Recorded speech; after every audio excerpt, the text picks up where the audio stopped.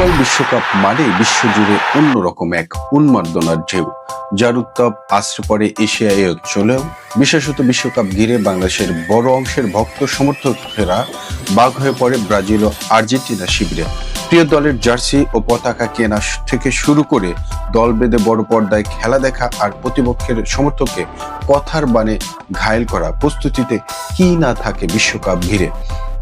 আগামী বছরের 11 জুন পর্দা উঠবে বিশ্বকাপ ফুটবলের। 2026 সালের ফিফা বিশ্বকাপের আয়োজক দেশ যুক্তরাষ্ট্র, মেক্সিকো ও কানাডা। এতদিন 32 দেশের বিশ্বকাপ হলেও এই আসরে প্রথমবারের মতো 48টি দেশ অংশ নেবে। বিশ্বকাপ মাঠে গড়ানোর ঠিক 188 দিন আগে শুক্রবার হয়ে গেল দলগুলোর গ্রুপ ভাগাভাগি ড্র অনুষ্ঠান, যেখানে তুলনামূলক সহজ গ্রুপ পেয়েছে লাতিন আমেরিকার দুই পরাশক্তি ব্রাজিল ও আর্জেন্টিনা।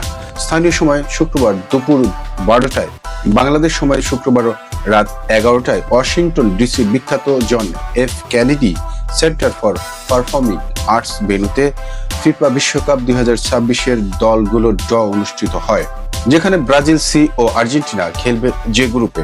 সেই গ্রুপে ব্রাজিলকে বড় পরীক্ষায় ফেলতে পারে কাতার, বিশ্বকাপে দুর্দান্ত খেলা মরক্কো। গ্রুপের অন্য দুটি দল স্কটল্যান্ড ও হাইতি। যে গ্রুপে বর্তমান চ্যাম্পিয়ন আর্জেন্টিনার সঙ্গী হয়েছে অস্ট্রিয়া, আলজেরিয়া ও জর্ডান, যেখানে শক্তির বিচারে যথেষ্ট এগিয়ে থাকবে নিউল্যান্ড স্কলনির শিষ্যরা। এর আগে 8টি গ্রুপে 32টি দল ভাগ করা হতো, তবে আসরে 48টি দল খেলবে 12টি গ্রুপে ভাগ হয়ে।